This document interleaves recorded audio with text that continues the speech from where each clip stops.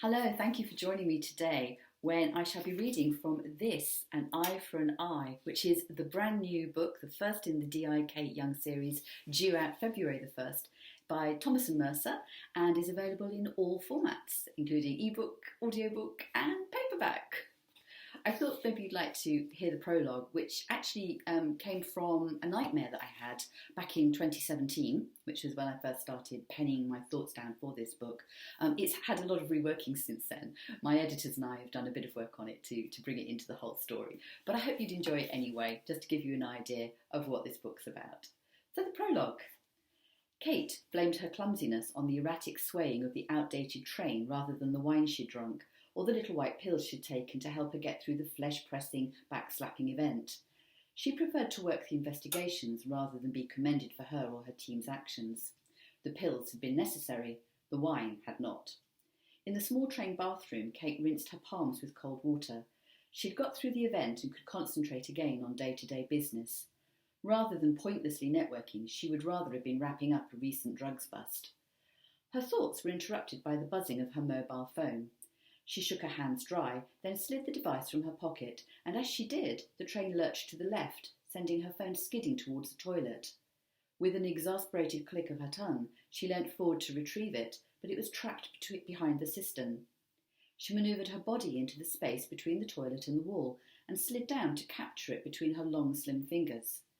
No sooner had she gripped it than the train lurched once more, and the bathroom door flew open, smashing against the steel bowl with a clatter. The noise took her by surprise. The stupid latch hadn't caught properly, or had she not locked it? The alcohol was to blame. It had impaired her faculties. She probably forgot to lock it. Now, stuck behind the door, she shoved it away with her elbow in annoyance. Aided by the swaying train, it shut, allowing her to back away from the toilet, phone in hand. The screen displayed "Unknown caller." She edged back into the corridor, turning right towards the doors with "First Class" etched into the frosted glass before pausing to gain balance on the swaying train. At first, she didn't register the sound of popping, like a champagne cork, but when it happened a second time, she looked up, and she blinked. No, it isn't possible. Not again. Her brain scrambled to make sense of the scene in front of her. The fuzziness she'd been experiencing vanished, and the wine she'd drunk transformed into a giant, acidic lump in her throat. Ahead of her, a figure marched through the train car. His arm was raised, and in it a weapon swung left and right, systematically shooting passengers. Pop! A piercing scream rose only to be wiped out by the train's gears. Shards of ice travelled through every vein in her body, and for the first time in her life, D.I. Kate Young was paralysed with fear. Suddenly, the bathroom door swinging open made sense. The man had kicked it in to check no one was inside. The very act of forgetting to lock it might have saved her life. She had no time to reflect. One part of her brain screamed at her to run and hide, and a voice in her head anchored her to the spot. It's happening again. A gunman was wiping out the train. What if he wasn't acting alone, and there were others with him, callously taking the lives of men, women and children? There could be another killer behind her. What should she do? Pop! She glanced behind her, towards the shut metal doors separating the carriages. There was nobody, at least not yet. The man in first class might be a loner. She had to hope he was. Training and instinct finally took over as she pressed herself against the wall of the speeding train, knees knocking and heart smashing against her ribcage. She had to act, and quickly. She inhaled deeply, and then reached for the door handle, tugged it downwards and raced through the gap as the doors parted. The man was ahead. 4 paces, 3 paces, 2 paces. She was within striking distance. She extended her hand, ready to surprise him, grab him around the neck, pull him to the floor and disarm him. Somebody leapt up and blocked the aisle. Kate. It was a soft growl. Superintendent John Dixon's face was grim. Sit down, Kate. The train rattled from side to side, shaking her back to reality. An unlatched window slapped shut. Pop!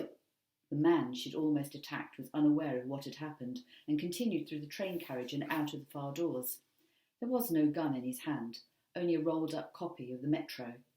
John's warm hand firmly grasped her upper arm, his fingers digging into the soft flesh. Confusion washed over her. She'd been so certain of what she'd seen. She edged back into her seat, and John squeezed in beside her. John, what just happened? She whispered. You almost injured a member of the public, but you caught a lucky break. I was watching out for you. You've been jumping at shadows ever since... Well, we don't need to discuss the matter. Not here. His voice drifted over her. She stared ahead, hands gripping the armrest, heart thumping solidly in her chest. What was the matter with her? She never got it wrong. Kate, I'm saying this as a concerned colleague rather than your boss.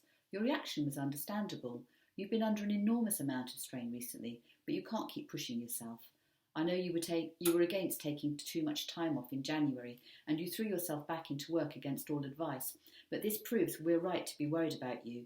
You should not be here. She stared at him. What did he mean? She'd proven herself competent, hadn't she? The incident 2 months ago had been traumatic, but she and other officers affected by it had taken some time off and attended the counselling offered at the time. This was a blip. The pills. It was most likely the pills that had made her jump to conclusions. She cursed herself for mixing them with alcohol. Surely Superintendent Dixon knew this slip-up was uncharacteristic of her. She focused on his lips. He was still speaking. She tuned back in.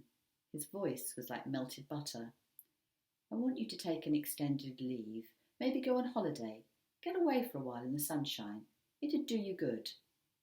She had been working hard, maybe too hard, but it was understandable, wasn't it? She'd been trying to get to the truth for 2 months. She couldn't take time off. Not yet.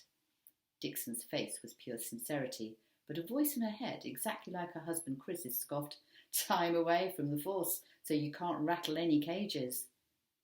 I'm fine. Just a little tired. The wine. No, Kate.